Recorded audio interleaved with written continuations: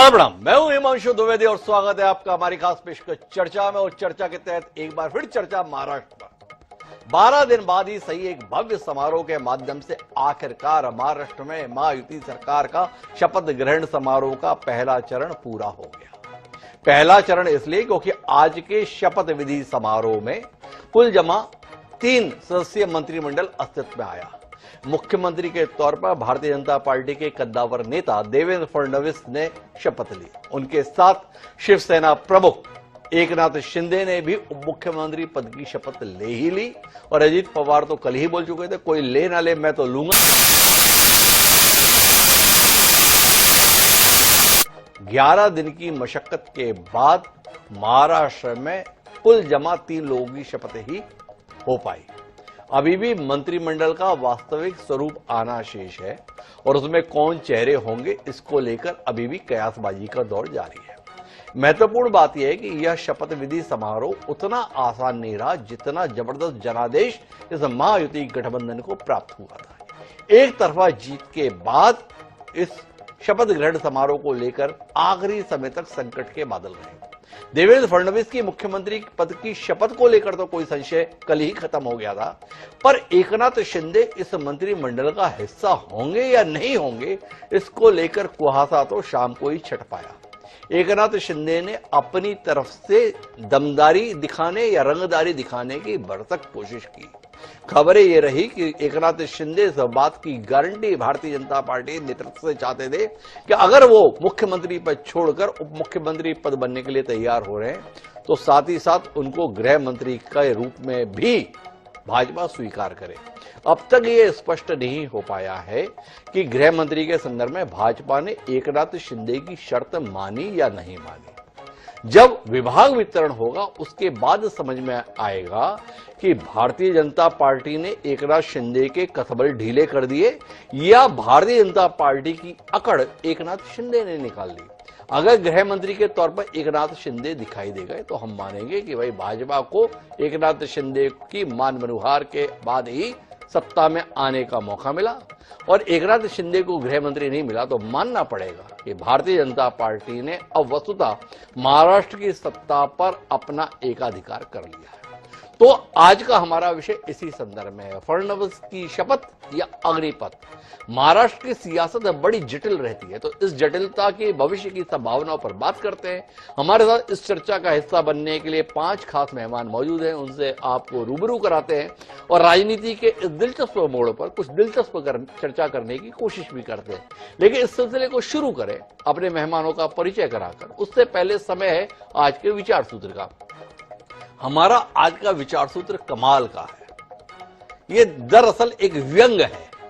अब इस व्यंग को किसके ऊपर है ये आप सोचते रहिए, पर व्यंग ये कहता है विचार सूत्र के रूप में कि नफा तो दूसरों की मेहनत की चोरी का प्रतिष्ठित नाम है। और ये कमाल की बात किसने कही थी? ये कमाल की बात कही थी राहुल सांकृत्यान ने। तो अब कौन किसकी मेहनत का नफा ले उड़ा ये आकलन आप कीजिए, हम अपनी चर्चा को आगे बढ़ाते हैं।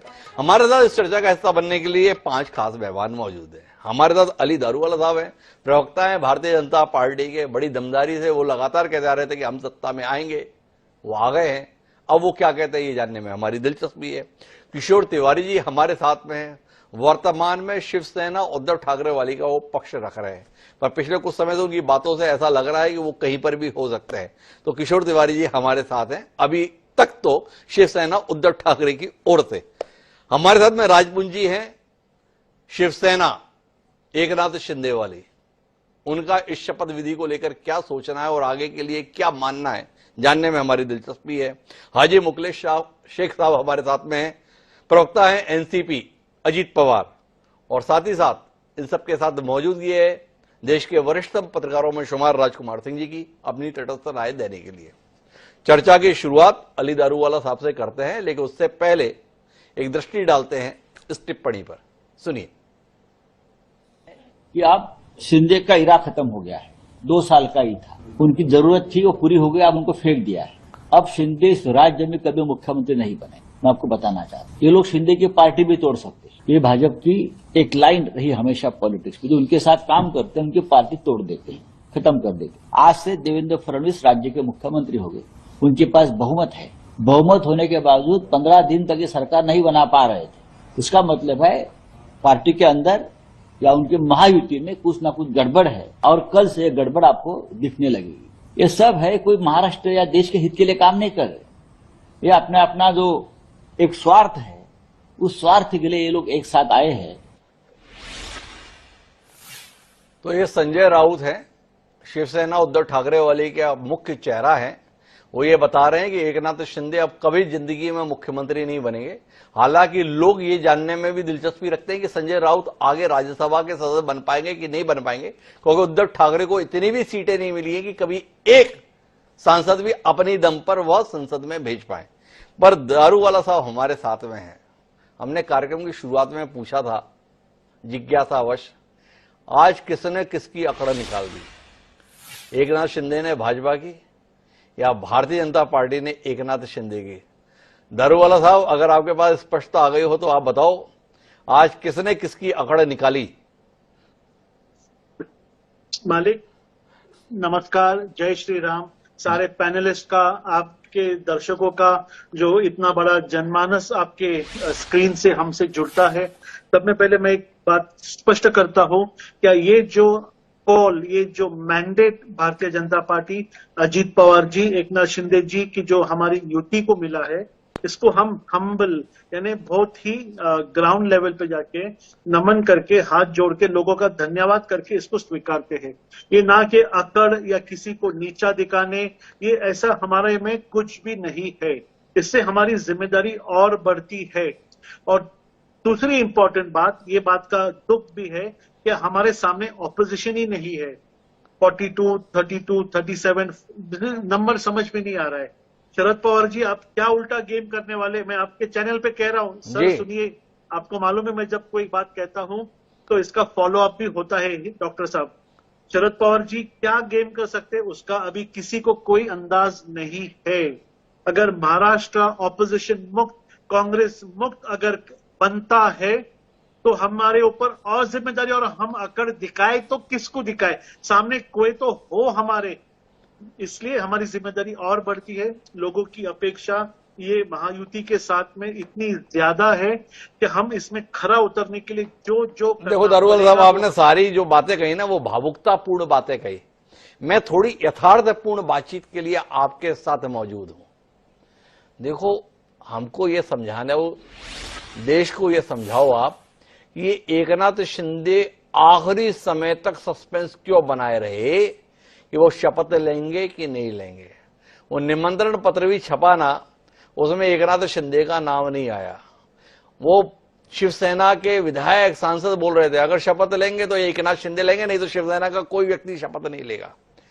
समझाओ तो सही, आप बताओ तो सही, वो एकनाथ शिंदे क्या चाह रहे थे आप लोगों से, जिसके कारण से शपथ के संदर्भ में अपना फैसला इस हद तक अटकाया और लटकाया? दारूवाला साहब, आपको बताना चाहिए, या इसमें भी आप शरद पवार की कोई चाल देख लो? शरद पवार से बातचीत चल रही थी एकनाथ शिंदे जी की, इसलिए फैसला नहीं हो पा रहा था, क्योंकि आप तो अभी भी हमें बता रहे थे कि देखो शपथ वपथ इन सब की हो गई, रिमोट महाराष्ट्र की सियासत का तो शरद पवार के पास है, पता नहीं क्या कर देंगे। ये एकनाथ शिंदे के साथ मिलकर कोई खेल तो नहीं कर रहे थे शरद पवार? ये बता रहे हैं क्या आप हमें? बिल्कुल नहीं, मैं स्पष्ट कहता हूं और सच कहता हूं। ये यहाँ पे बैठे हुए सारे पैनलिस्ट, खास करके किशोर जी जो हमेशा हमारे ऑपोजिशन में रहते हैं, वो आपको कहेंगे कि अली दारूवाला झूठ बात नहीं करता। हकीकत में प्राइम मिनिस्टर अमित शाह, ये जो ऑनगोइंग पार्लियामेंट सेशन, जो विंटर सेशन दिल्ली में चला है, इसके अंदर बहुत ज्यादा बिजी थे। फ्राइडे तक के उन्होंने ये टॉपिक के लिए बिल्कुल इसे प्रायोरिटी के ऊपर टेबल पे डिस्कशन के लिए नहीं लिया था। और सैटरडे और संडे एकनाथ शिंदे जी आराम के लिए, क्योंकि जो उन्होंने 6 महीने से जो काम किया है, जो उन्होंने डिलीवरेंस की है, वो आराम करने के लिए, बेशक उनकी एज जो है, अगर आप देखेंगे, he is a elderly human being, वो उम्र दराज है, वो संडे तक के आराम करके मंडे को वापस आ गए। मंडे से ये सारा मंथन हुआ है, जहाँ पे कोई भी ऑपोजिशन नहीं। जैसा आप कह रहे कि एकनाथ शिंदे जी जो इतने बड़े, आज तो वो बड़े भाई के तरह उभर के आए हैं। आपने अगर देखा रहेगा बॉडी लैंग्वेज, वो प्राइम मिनिस्टर के राइट साइड को बैठे थे। और जो एकनाथ शिंदे जी के बाद जो आप लाइव इमेज आज जो महाराष्ट्र में हुआ है, वो जनमानस के सरताज बादशाह कहलाते हैं।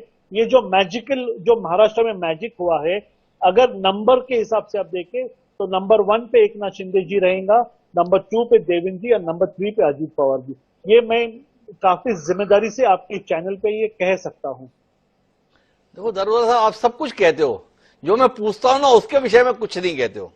मैंने आपसे ये जानना चाहा भाई कि अजीत पवार ने कल प्रेस कॉन्फ्रेंस में कहा था मैं कल शपथ ले रहा हूं, कोई ले ना ले।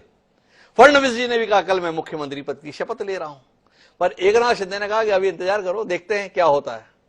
और आज 1 बजे तो खबर आ गई थी कि एकनाथ शिंदे ने तो रायता फैला दिया है, शिवसेना ने भी रायता फैला दिया है। 4 बजे जाके कहीं सांस आई है कि इतने मेहमान जो बुलाए गए उनके बीच में फजीयत नहीं होने वाली है। तो दारूवाला साहब थोड़ा तो बताओ, क्या ऐसी फांस थी जो 4 बजे तक निकल पाई और एकनाथ शिंदे की भी शपथ हो पाई? फिर पहुंच रहा हूं, फिर चलता हूं मैं किशोर तिवारी जी के पास। बिल्कुल, मैं वापस यहाँ पे बल्कि एकनाथ शिंदे जी गुट के जो उनके अधिकृत प्रवक्ता है राज सर भी बैठे हैं। मैं यहाँ पे जिम्मेदारी से कहता हूँ ऐसा कुछ भी नहीं। हाँ, कुछ मंत्रिमंडल को लेकर जो खींचातानी होती है, क्या हमारे एमएलएस को हम अच्छे से अच्छा वर्क, अच्छे से अच्छा उनको ये दे सके, इसके ऊपर मंथन सुबह 10 बजे से हमारे यहाँ सह्याद्री गेस्ट हाउस के ऊपर बातचीत चली है। दोपहर में लंच के लिए उठे, 4 बजे ये अनाउंसमेंट हुआ है। क्या अजीत पवार जी, देवेंद्र फडणवीस जी और एकनाथ शिंदे ये एक बोलते हैं माल के मनी है, ये बिल्कुल अलग एक मिक्स से। दारूवाला साहब कुछ बताने को तैयार नहीं है। जाना मुझे किशोर तिवारी जी के पास है, लेकिन राजपुंजी के पास चले जाता हूं, वही हमें बता देंगे कि भाजपा की आज उन्होंने अकड़े निकाल दी या आपको ठीक कर दिया भाजपा ने आखिरकार। थोड़ा बताओ ना राज शिंदे जी, एकनाथ शिंदे कैसे माने, क्यों माने, कुछ तो बताओ, कुछ तो खुलासा करो। देखिए हिमांशु जी, देखिए हाँ। आपका सवाल बड़े अच्छे होते हैं और बड़े मजेदार होते हैं, लेकिन सबसे बड़ी बात आपको बताता हूँ कि यहाँ पर देखिए क्या हुआ क्या नहीं हुआ। आपको मालूम है, पीछे मैंने आपको बोला था कि उनको पीछे फीवर हुआ था, 104 बुखार, जब वो गए थे तो बुखार के बाद भी 1-2 दिन स्वस्थ रहे, फिर भी इतना सारा प्रेशर था, मीडिया ने उसके ऊपर कयास लगाने शुरू कर दिया लगातार। ये हो गया उनको, वो हो गया, वो नाराज हो गए, वो ये हो गए, वहां चले गए, ये चले गए, पता नहीं क्या क्या बोल डाला। इसी कारणवश उनको किसी भी हालत में अपने आप को दवाई खाकर किसी भी तरह से चेहरा उतरा हो तो भी चलेगा, क्योंकि यहाँ पे खड़ा होना पड़ेगा, क्योंकि पब्लिक फिर आपको छोड़ेगी नहीं। यहाँ पे ये हाल कर दिया और उसी हिसाब से उनको फिर वापस आना पड़ा। आज भी उन्होंने हो सकता है इस कारण भी बोला हो या जो भी बात चल रही होंगी, लेकिन उन्होंने शुरू से एक बात बोली है, हिमांशु जी, उसको डिनाई नहीं कीजिएगा और कोई भी डिनाई ना करिए, चाहे आप किसी। अरे पुल साहब, आप हमें फिर बहकाने की कोशिश कर रहे हो भाई। आप ठीक ठाक तरीके से चुनाव जीत गए हो, नेताजी ने शपथ भी ले ली, मुख्यमंत्री की ना सही उप मुख्यमंत्री की ले ली ना। अब आप मुद्दे पर आओ। कल प्रेस कॉन्फ्रेंस में तीनों नेता बैठे थे, फिर से दोहराता हूं। फडणवीस जी ने बोला कल मुख्यमंत्री पद की शपथ हो रही है, मैं ले रहा हूं। अजीत पवार ने एकनाथ शिंदे पर कटाक्ष करते हुए ये कहा था, इनकी ये जाने मैं तो कल लूंगा। एकनाथ शिंदे जी ने बोला मैं कल तय करूंगा। और आज दोपहर तक आपके नेता बोले देखते हैं क्या होता है, हम लोग मना रहे हैं शिंदे जी को कि वो शपथ ले लें, और अगर शिंदे जी ने नहीं ली तो शिवसेना का कोई विधायक शपथ नहीं लेगा। अब सवाल पर आता हूं वापस। सम्माननीय राजपुंज साहब, वो कौन सी शर्त थी, वो कौन सी जिद थी जिसको मनवाने के लिए एकनाथ शिंदे शाम 4 बजे तक अड़े रहे? और वो शर्त भाजपा ने मानी या शर्त माने बगैर एकनाथ शिंदे माने? सवाल केवल इतना है। कुछ रोशनी डालेंगे या पुल साहब कहेंगे कि मुझे पता नहीं, शर्त तो थी, मानी कि नहीं मानी अभी पता नहीं? मैं आपके पूरे एस्से को प्रेसी में जवाब देता हूं, उसके 100 शब्दों को 10 शब्दों में देता हूं जी। कि देखिए सीधे शब्दों में, जब मैंने आपको ब्लैंक चेक दे दिया हिमांशु जी और पेन भी आपको दे दिया, तो आप भरिए ना जो आपको उसमें भरना है जी। तो जब हमने प्रधानमंत्री मोदी जी को दे दिया, अमित शाह जी को दे दिया, तो बात ही खत्म हो गई। उसमें देखिए चर्चाएं तो चलती रहती हैं, कोई मान रहा है, कोई कम मान रहा है, कोई ज्यादा मांग रहा है, ये मंत्रालय मांग रहा है, कोई उधर से सुन के कोई बात बोल देता मीडिया वाला, वो फैल जाती 2 मिनट। अच्छा क्या भाई क्या बोला, वहां से उठ के कोई और बात, 10 बात चलती है, 150 वर्ड हो जाते हैं उसके बाहर निकल, तो कुछ ना कुछ फैलता है और इस तरह से कुछ भी है, लेकिन उस चीज पे ना माना जाए। फिलहाल हम महायुति है और हम बिल्कुल पावर में है, और जनता ने हमें इतना बड़ा जनमत जो इतना बड़ा दिया है उसको संभाल रहे हैं और संभालेंगे, 5 साल चलाएंगे। जो हमने लाडली बहन योजना के तहत 500 रुपए बढ़ाने की बात करी है, 2100 रुपए उसको जनवरी में बढ़ाएंगे, जुलाई में बढ़ाएंगे, वो तय होगा आने वाले समय में। तो बिल्कुल सही है, हम जनता के लिए बिल्कुल, जनता जनार्दन है और जनता की हर चीज जो रुकी हुई है उनको पूरा किया जाएगा, कहीं भी कुछ चीज भी नहीं छूटेगी। अच्छा, एक बात बताओ, आपने बड़ी महत्वपूर्ण बात कही राजपूत साहब कि आपने तो ब्लैंक चेक दे दिया था, आपके खाते में भाजपा ने कुछ छोड़ा या पूरा उड़ा दिया? देखिए, वो छोड़े या नहीं छोड़े, वो खाते से निकाले नहीं निकाले, जब शुरू से शिंदे साहब साहब कह रहे हैं कि हमने प्रधानमंत्री मोदी जी, अमित शाह जी को कि जो वो निर्णय लेंगे वो मान्य होगा।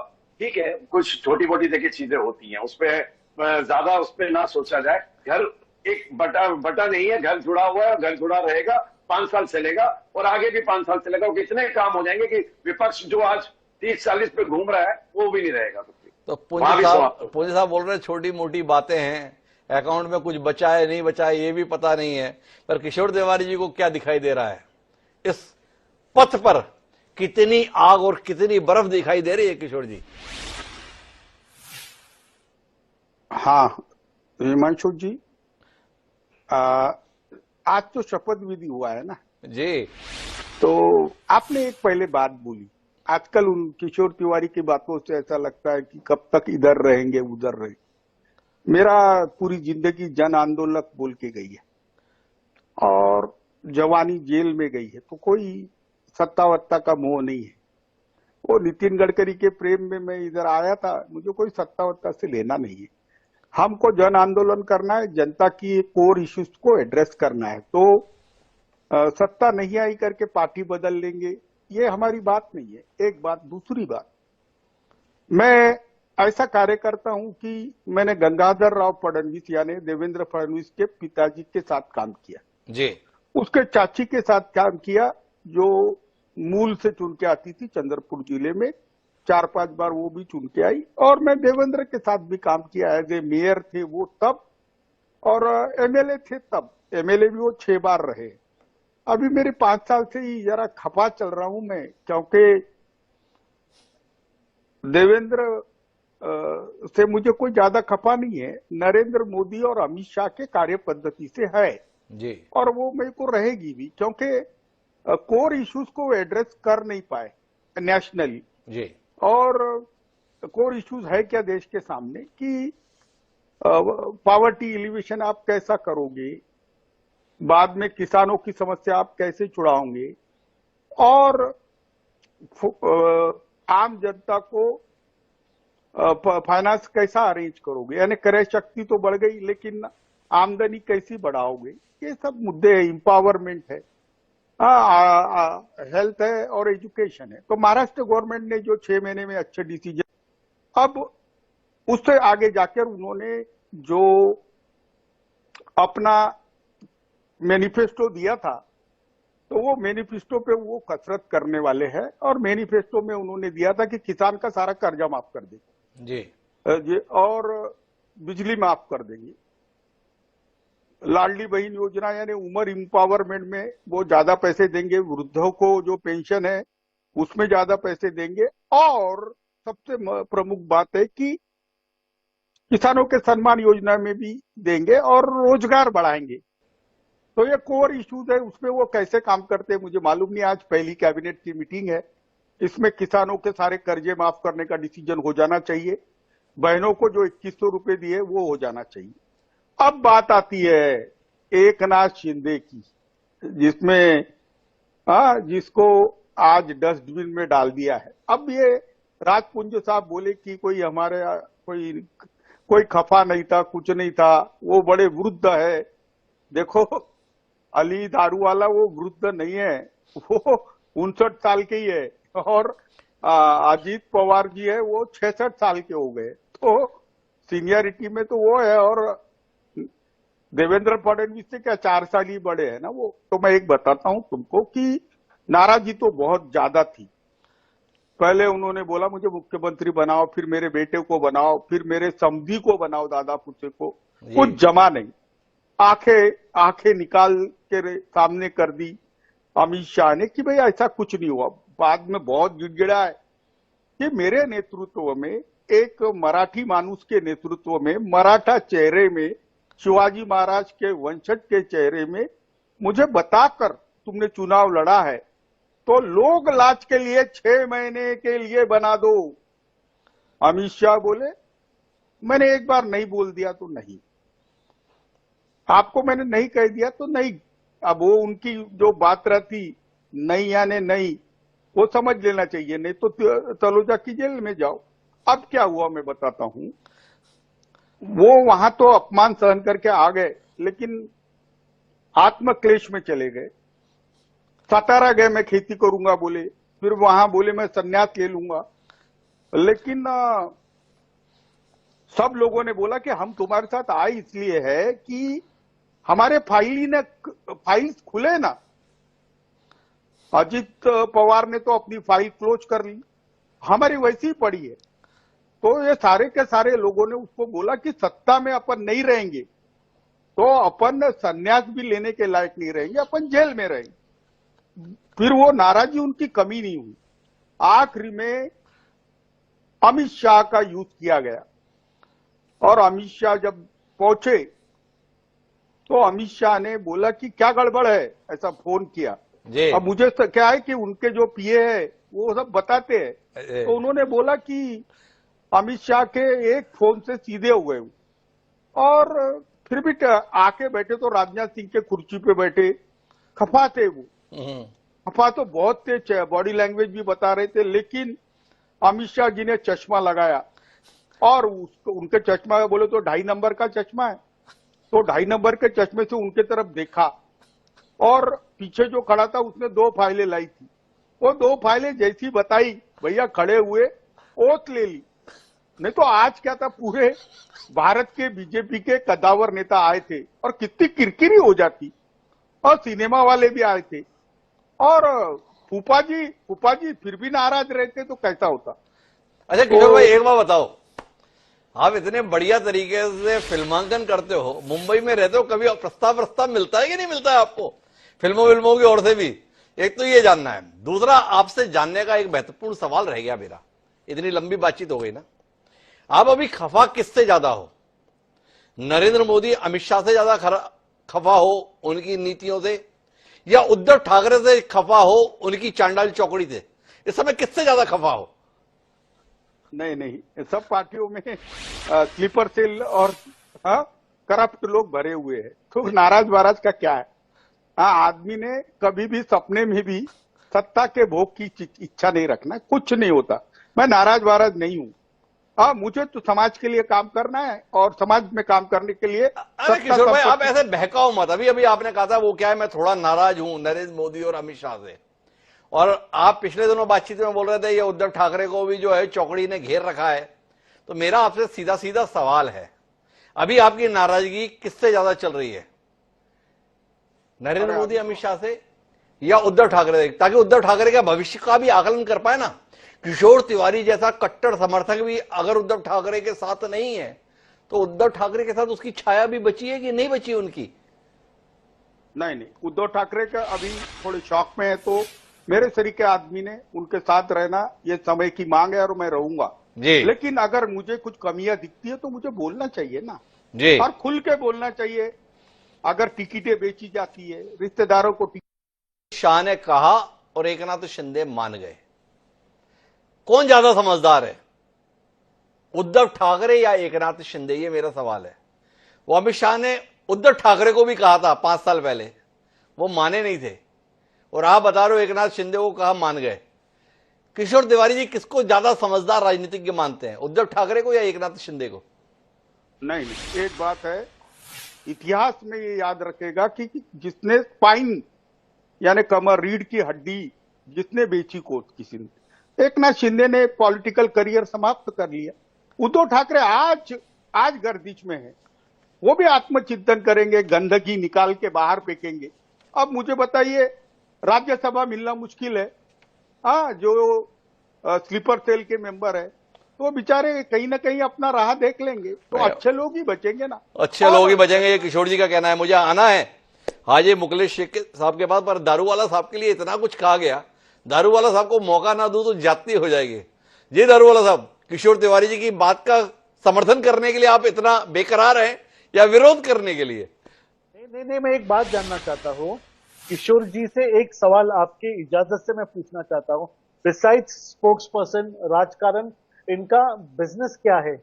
ये फिल्म डायरेक्टर है, प्रोड्यूसर है, मीन्स ये जैसा बोलते, जैसा ऐसा लग रहा था जैसा ये अमित शाह जी के बाजू की कुर्सी पे बैठे थे, फोन उठाया, लगाया, चश्मा आंखी बड़ी किए, मीन्स मैं शॉक, मैं तो कल से सब छोड़ के इनकी बैग लेके इनके पीछे पीछे घूमने के लिए तैयार हूं मैं।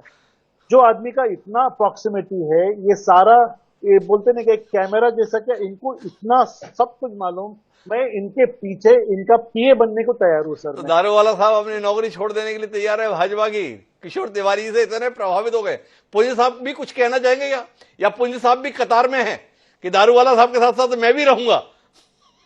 नहीं, मैं कतार में नहीं हूँ, हिमांशु जी कतार में नहीं हूँ। मैं तो ये कह रहा हूँ कि वो जो कह रहे कुर्सी, मेरे को तो लग रहा है उनके दिलो दिमाग पर किशोर तिवारी जी का राज है, यहाँ से सब कुछ ले आया है। और बहुत ही अच्छा लगा, मतलब सुन के, मतलब मेरे को ऐसा लग रहा था मैं शायद मैं कोई मूवी देख रहा हूँ, रिलीज होने वाली है बॉलीवुड।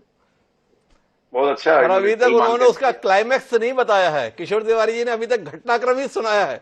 आगे हम उनसे क्लाइमैक्स भी समझेंगे कि वो आगे क्या देख रहे हैं। पर अभी मेरे साथ में मुखलेस शेख साहब है।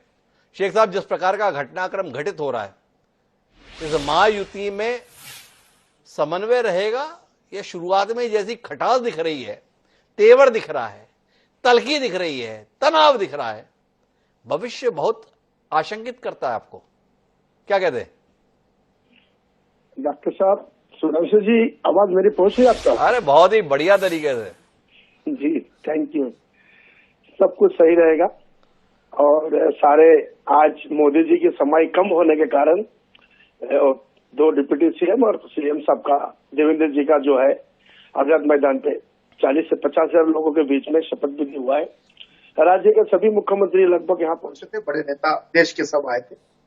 और महाराष्ट्र के अंदर एक इतिहास वाला शपथ जो है आजाद मैदान में आज हुआ है। तो रह गई बातें, अजीत दादा पवार साहब को लेफ्ट में बिठाया या राइट में बिठाया, मैं उसमें आऊंगा, कहीं भी बिठाया, लेकिन अजीत पवार दिल में बैठे हैं, किंग मेकर है।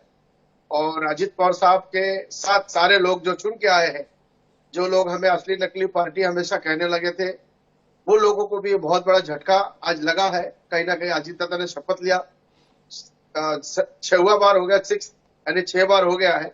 और ऐसा मेरे हिसाब से महाराष्ट्र में 6 बार डिप्टी सीएम मुझे तो नहीं दिख रहा है। और उसके बारे में हम सभी लोग, हमारा जो 11 मंत्री है, हम चाहते हैं कि शिंदे साहब को पहले मंत्री, उनका जो उनका खाता जो है मंत्रियों का पहले दिया जाए। और उसके बाद हम लोगों ने, हमारे प्रफुल्ल भाई पटेल तटकरे साहब और सारे लोग, अजीत दादा पवार तो है ही हमारे पार्टी का नेता। अच्छा शेख साहब, एक बार बताओ, ये आपने बताया अपने नेता के संदर्भ में वो किंग मेकर है, कल तक रहे होंगे किंग मेकर? अगर आज से हम उन्हें किंग किलर करके बुलाएं एकनाथ शिंदे के संदर्भ में, तो आपको ये उपाधि कितनी भाती है? अजीत पवार जी की कितनी बड़ी भूमिका है एकनाथ शिंदे को मुख्यमंत्री न रहने देने में, या एकनाथ शिंदे की कितनी बड़ी मजबूरी बने अजीत पवार आज उप मुख्यमंत्री पद की शपथ लेने में? अजीत पवार को कोई बीमार नहीं हुआ, बुखार नहीं आया। अजीत पवार अपने जगह में बहुत खुश था और अजीत पवार एकदम फिट है।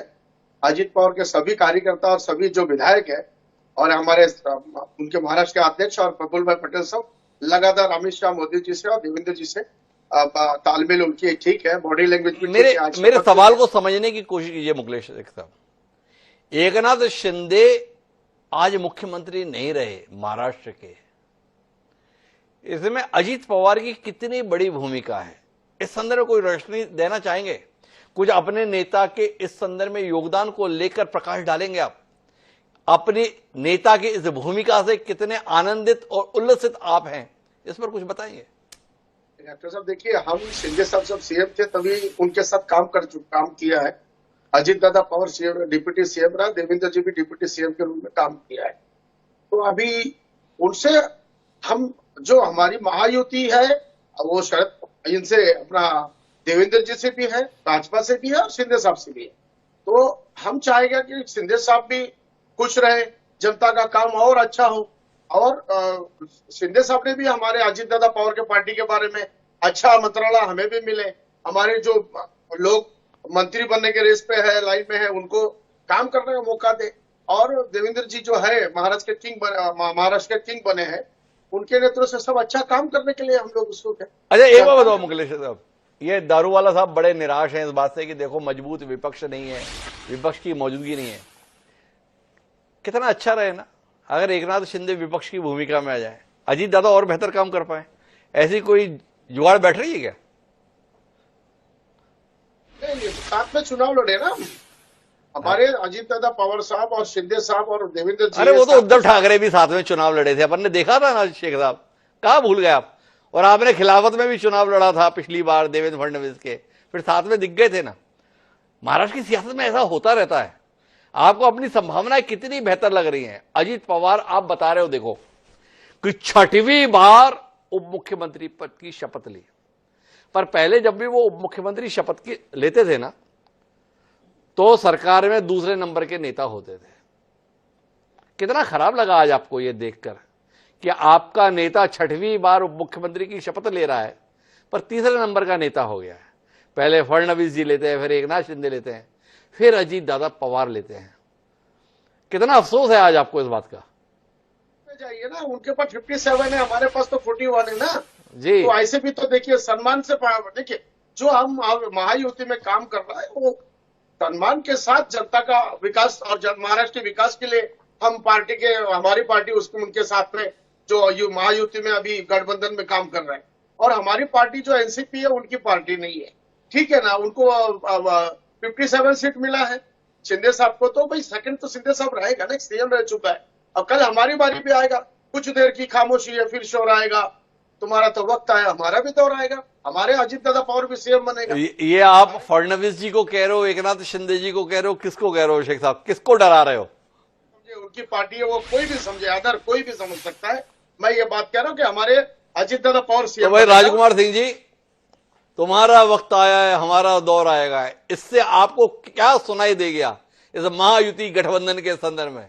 शेख साहब ने खुलकर बोला है कार्यक्रम में, तुम्हारा वक्त आया है, हमारा दौर आएगा। इतना प्रचंड बहुमत जिसकी कल्पना महायुति को भी नहीं रही होगी, उसके बाद भी 12 दिन लग गए, 10 दिन लग गए सीएम का नाम तय करने में, 12 दिन लग गए शपथ ग्रहण होने में। और वो शपथ ग्रहण बमुश्किल 12 मिनट चला। कुल 3 लोगों की शपथ हुई। तो कुल मिलाकर के जो संकेत गया है, मन में किसके क्या है वो तो वो जाने, लेकिन जो राजनीतिक संकेत गया बहुत अच्छा नहीं गया। और एकनाथ शिंदे की आज बॉडी लैंग्वेज को लेकर बात कही गई कि तबीयत ठीक नहीं है, उम्रदराज है। उम्रदराज तो नरेंद्र मोदी जी भी है, मेरे ख्याल से उनके बराबर की उम्र का तो कोई नहीं होगा दूसरा।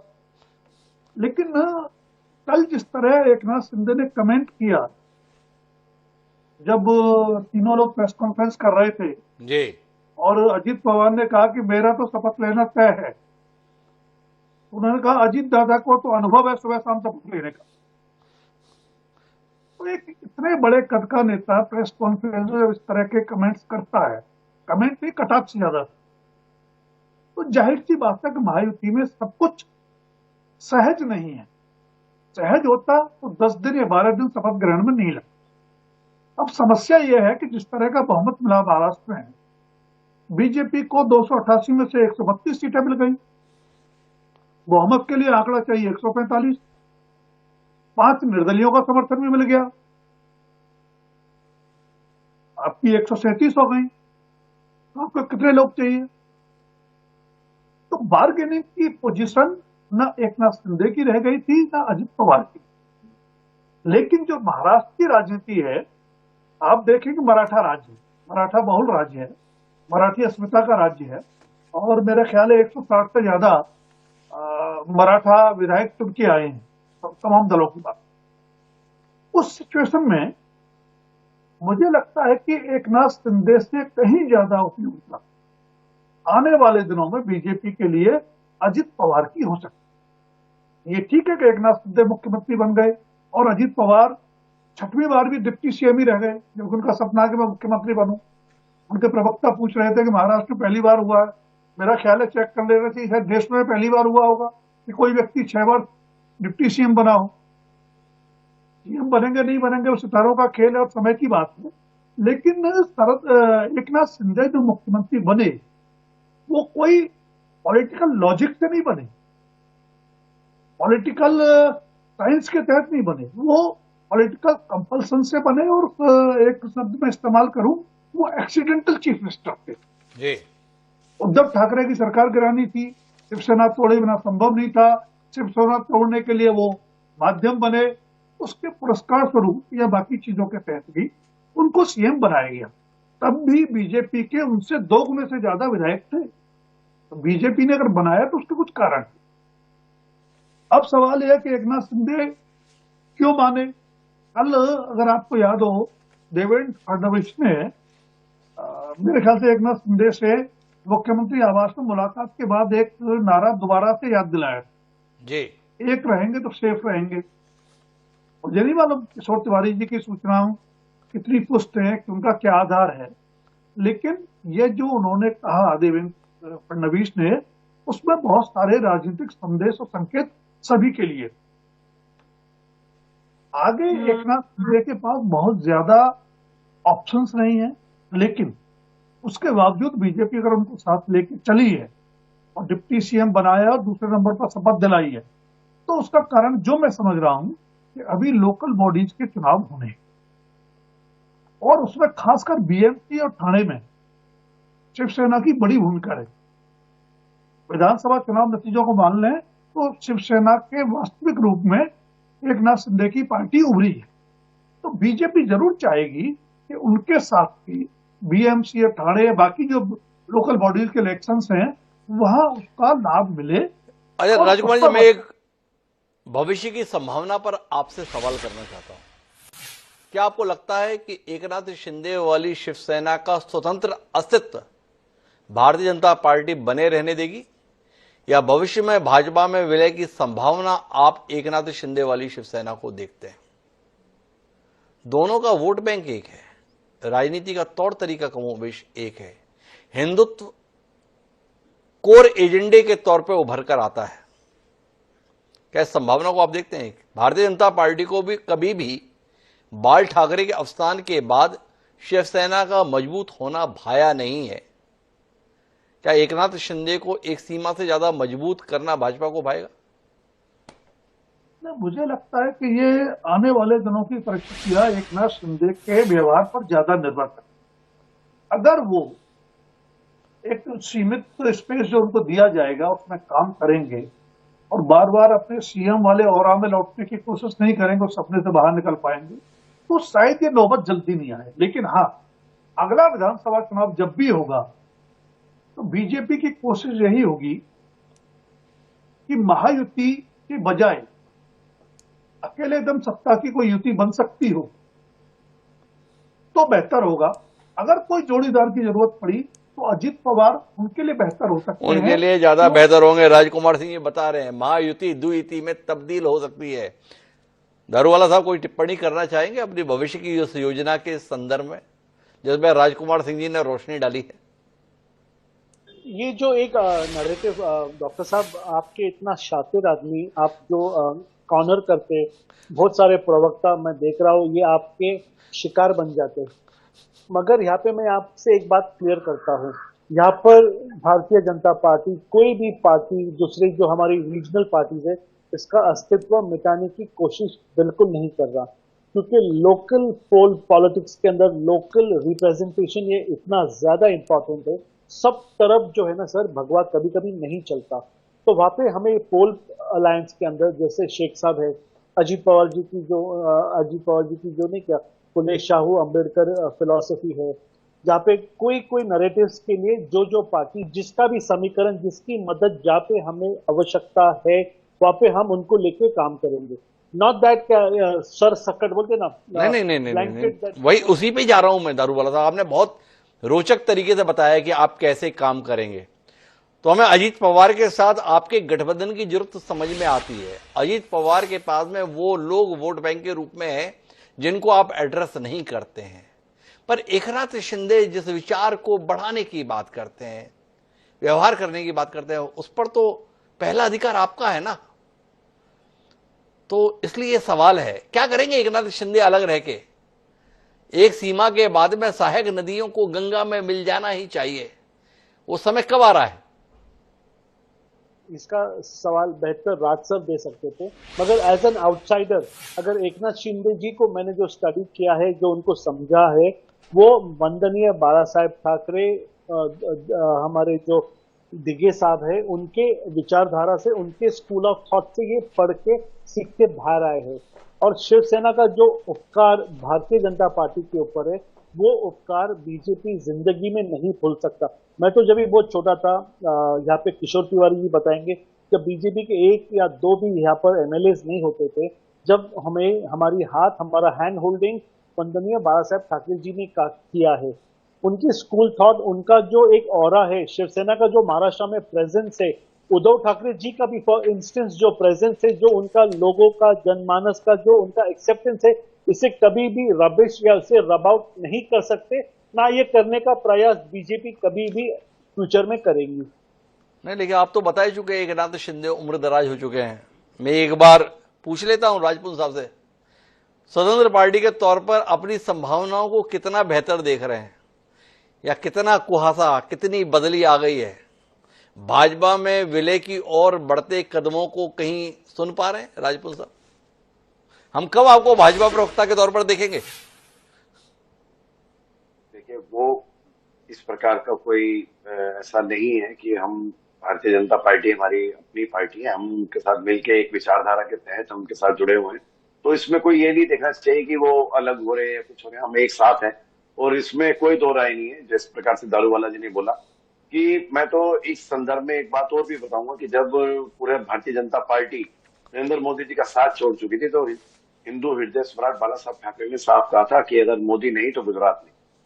तो तब समय में भी मोदी जी का साथ उन्होंने दिया था।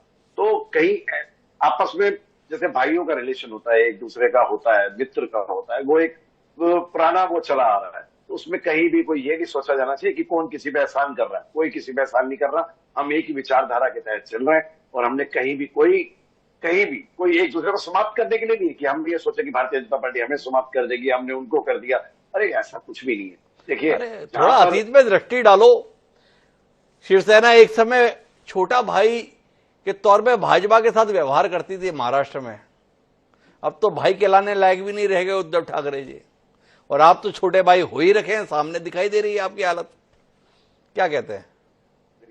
कभी देखिए, कोई 12 साल में होता तो 16 का भी होता है, 16 से 18 भी होता है, 18 से 25 में होता है। जो 25 वाला होता है वो 45 का होता है, ठीक है ना। तो ऐसे ही आप एज वाइज देखते जाइए। 55 का होता है, फिर 65 का होता है, तो जो 15-18 वाला होता है वो 25 का होता है, यंग उसमें आता है। तो किसी को यंग से ज्यादा अपेक्षा होती है, किसी को थोड़ा उम्र दराज से होती है। तो ये तो चलता रहता है, स्वाभाविक है। इसमें तो हिमांशु जी कुछ ज्यादा कुछ नहीं है। तो जनता के ऊपर है, जनता किसको स्वीकार करती है, किसको ज्यादा मानती है। और अगर प्रधानमंत्री मोदी जी का कद पूरे देश का, पूरे विदेश तक फैला हुआ, तो उसको अगर स्वीकार कर रही है आज महाराष्ट्र की जनता, और जिस प्रकार से मतलब जो एक चीजें, जो काम हुए जो पिछले 2.5 साल से नहीं हुए, जो आज 2.5 और 3 साल के पीरियड के अंदर हुए, तो ऑब्वियस है कि लोगों ने उस चीज को स्वीकार करा। साहब को कुछ ना कुछ आहट तो दिखाई दे रही है, पर वो किस रूप में है अभी शायद उसे समझने की उन्हें समय की जरूरत है।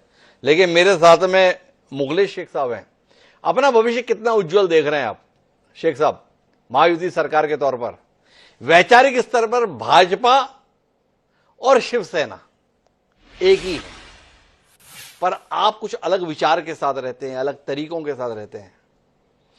क्या लगता है आपको? आप ज्यादा बड़ी जरूरत है भाजपा की, इसलिए आपका भविष्य ज्यादा उज्जवल है बनस्पत एकनाथ शिंदे के? उनका काम करने का तरीका अलग है, हमारा तो पार्टी के काम करने का तरीका अलग है। और उनको शिंदे साहब और देवेंद्र जी का वो काम करते हुआ है, हिंदुत्व के नारा और सारे सबका सब सबका विकास, सारे इस तो देश में मोदी जी और अमित शाह के, योगी जी का नारा जो है आपको तो पता ही है। पर हम थोड़ा उनसे हटते हैं। हमारे साथ सभी धर्म के लोग हैं हमारे पार्टी में, और हम ज्यादा से ज्यादा जो है दलित परिवार हो, क्रिश्चियन हो, मुस्लिम हो और अन्य जो मराठा, तो मतलब सभी सबको हम जाके सभी लोगों को हाथ जोड़कर उनको सदस्य बना रहे, वो लोग हमसे जुड़ रहे। अजित पवार साहब के साथ हमारी लाडली बहन के योजना में बहुत बहन लोगों ने, सभी समाज के, और यहाँ तक चलिए मैं निर्णायक सवाल पर आता हूं ना, छोड़िए ना, क्यों अपन इधर उधर की बातें करें। एक नारा जिसके देवेंद्र फडणवीस महाराष्ट्र में सबसे बड़े पैरोकार थे, अजीत दादा पवार उस नारे के सबसे बड़े विरोधी चेहरे थे। नारा था बटेंगे तो कटेंगे। अब बटेंगे तो कटेंगे का पैरोकार हो गया मुख्यमंत्री, और जिसका कहना था यह महाराष्ट्र में नहीं चलता वो हो गया उप मुख्यमंत्री। तो फडणवीस इस नारे को छोड़ेंगे या अजित पवार इस नारे को मानेंगे? शेख साहब थोड़ा इस विषय में आप हमको बताएंगे। देखिए डॉक्टर साहब, ऐसा है कि हमें सीट बहुत कम मिला था। सीट अगर हमें ज्यादा मिलता, शिंदे साहब के बराबर, और फिर दोनों की हिस्सेदारी बराबर होता, अभी अमर अकबर एंथोनी हम बन गए, लेकिन उसके अंदर सीट जो है उस सीट पर से हम सारा आप पीछे रहेंगे ना। अगर ज्यादा सीट मिलता तो हम आगे निकल जाते थे, ऐसा विश्वास था। सीएम हमारी भी बन सकती थी, और सीट का जो हम महायुति के अंदर जो उन्होंने हमारे साथ में जो सीट का बंटवारे में, उसमें छोटा भाई बड़ा भाई का रोल उन्होंने निभाया, और उन्होंने खुद भाजपा के लोगों ने तय किया कि भाई इसको शिंदे साहब को इतना देना चाहिए, इतना देवेंद्र जी को, अजित दादा पवार साहब को देना चाहिए। सारा सीट खेल तो सीट पे हो गया ना। अगर सीट हमें ज्यादा मिलता तो कुल मिला के शेख साहब बता रहे हैं अब हम फडणवीस जी के साथ रहेंगे। किशोर तिवारी जी, आपकी आखिरी टिप्पणी कार्यक्रम के लिए क्या देखते हैं आप? एकनाथ शिंदे तो आपको डस्टबिन में दिखाई देगा, अजित पवार आपको कहां दिखाई दे रहे हैं? अजित पवार ने कई बार बोला कि मैं कितनी बार डिप्टी सीएम बनूं, हाँ मुझे तो सीएम का चांस ही नहीं मिलता, तो उनके भी दुख में मैं शामिल हूं। लेकिन आज देखो तुम, देवेंद्र का प्रमोशन हुआ और एकनाथ शिंदे का डिमोशन हुआ, तो बॉडी लैंग्वेज पे तो वो दिखाई। लेकिन हिमांशु जी, जब बॉडी लैंग्वेज की बात आती है तो बॉडी लैंग्वेज देखिए, दो आदमी की कितनी मायूस थी। एक थे नरेंद्र मोदी और दूसरे थे योगी, क्योंकि पहली बार ऐसा हुआ कि नागपुर के आरएसएस हेडक्वार्टर ने दिया हुआ नाम मोदी जी और अमित शाह जी को मानना पड़ा। अब 2029 के लिए योगी जी 52 साल के, ये 54 साल के, मोदी जी तो अपने आप ही रिटायर हो रहे हैं अभी अपना दिसंबर के बाद। तो 29 की शरीयत के अंदर अमित शाह भी आज थोड़े मायूस थे कि ये बंदा अपन ने डाला है, ये बंदा अपने को तकलीफ देगा। तो देवेंद्र को बहुत तकलीफ होने वाली है, केंद्र से मदद नहीं मिलने वाली है। लेकिन एक मिनट किशोर तिवारी जी, मैं बीच में, आपने दो लोगों की मायूसी बताई, एक व्यक्ति की खुशी को जानना चाहता हूं मैं। किशोर तिवारी कितने खुश हैं? वो बताते थे मैं मोदी जी से भी दुखी हूं, मैं अमित शाह जी से भी दुखी हूं, पर आपको फडणवीस में संभावना दिख रही है, और आप तो फडणवीस के साथ में काम किए हुए हैं, आप कितने खुश हैं? मैं बहुत खुश हूं, क्योंकि एक कद्दावर नेता है, पढ़ा लिखा आदमी है, जिसने समयाचक है और विदर्भ प्रांत से आते हैं, और स्वतंत्र विदर्भ की मांग को उनका फुल सपोर्ट है। तो विदर्भ में जो अभी किसानों की आत्महत्या चल रही है, विदर्भ में कपास सोयाबीन उगाने वाले किसानों को जो संकट है, और विदर्भ में आदिवासियों और दलितों का जो पिछड़ापन है, उस पर वो काम करेंगे। तो वो काम करेंगे, लेकिन मैंने कहा था किशोर तिवारी जी ने अभी क्लाइमैक्स नहीं बताया। किशोर तिवारी जी ने अब क्लाइमैक्स बताया, बोले भाजपा में नए किस्म का संघर्ष आने वाला है, नरेंद्र मोदी के बाद कौन, और उसमें एक बड़ा किरदार रहेगा जिसका नाम है देवेंद्र फडणवीस। संघ की पसंद के चलते देवेंद्र फडणवीस की शपथ हुई है। राजकुमार सिंह जी मेरे साथ में है। राजकुमार सिंह जी, आखिरी टिप्पणी चाहूंगा। महाराष्ट्र में 12 दिन लग गए 3 लोगों की शपथ में, पर अभी करीब करीब मानकर चले 35-40 लोगों की शपथ बाकी है। कितने दिन की उम्मीद करें? अभी फडणवीस जी की पत्रकार वार्ता हुई है, उन्होंने कहा है नागपुर अधिवेशन से पहले मंत्रियों का विभाग वितरण हो जाएगा। राजकुमार जी, आखिरी टिप्पणी। मुझे लगता है कि इस 12 दिन में सब एक दूसरे के तेवर समझ सके जी। तो इतना समय नहीं लगना चाहिए कि हम 3 के मुकाबले गुणा करके देखें कि कितने दिन लगेंगे। लेकिन ये कवायद इस नई सरकार की या महायुति की पहली परीक्षा होने वाली। नए मंत्रियों का चयन, उसमें भी सबसे बड़ी बात होगी विभागों का वितरण। वित्त मंत्रालय अजीत दादा पवार चाहेंगे। एकनाथ शिंदे अभी भी अड़े हुए हैं, गृह मिल जाए, गृह का दबाव डाल रहे हैं तो कम से कम शहरी विकास मिल जाए। लेकिन उसके बाद सबसे बड़ी जो चुनौती है सरकार की, वो होगी अपने चुनावी वायदों पर अमल करने की। खुद अजीत दादा पवार का कहना है कि उनके जो वायदे हैं वो लगभग 1 लाख करोड़ का बोझ राजस्व पर डालेंगे। तो कहां से आएगा वो पैसा, कैसे अपने वायदों पर खरे उतरेंगे और तालमेल के साथ आगे बढ़ेंगे, ये आने वाले दिनों में मुझे लगता है आने वाले दिनों में पता चलेगा। तो कुल मिलाकर 2 बड़ी चुनौती हैं। सबसे बड़ी चुनौती तो इस बात को लेकर है कि मंत्री कौन बनेगा, इतनी दिक्कत नहीं, पर मंत्रियों को विभाग क्या क्या मिलेगा, इसका मुकाबला भी देवेंद्र फडणवीस और महायुति सरकार को करना है। और जिन वायदों के बूते सरकार प्रबल जनादेश के साथ अस्तित्व में आई है, उसका इंतजाम पैसों का कैसे होगा, यह अभी आने वाले समय में पता चलेगा। कितना कर्ज और महाराष्ट्र के हिस्से में आने वाला है, इसकी खबरें कितनी बनती है, इस पर भी हम निगाह रखेंगे। आज सभी मेहमानों का बहुत बहुत धन्यवाद इस चर्चा का हिस्सा बनने के लिए। समय अब आज के शेर का, तो कमाल का आज का शेर है, जिस पर चाहे उस पर मुफीद मानिए। शेर शायर कुछ यूं कहता है कि जब्त करता हूं तो घटता है कफस में मेरा दम, जब्त करता हूं तो घुटता है कफस में मेरा दम, करता हूं तो सयाद खफा होता है। कमर जलालवी ने क्या कमाल की बात कही है। सोचिए, विचार कीजिए और मुझको याद दीजिए। कल फिर मिलेंगे नए विषय के साथ, तब तक के लिए सदा प्रणाम।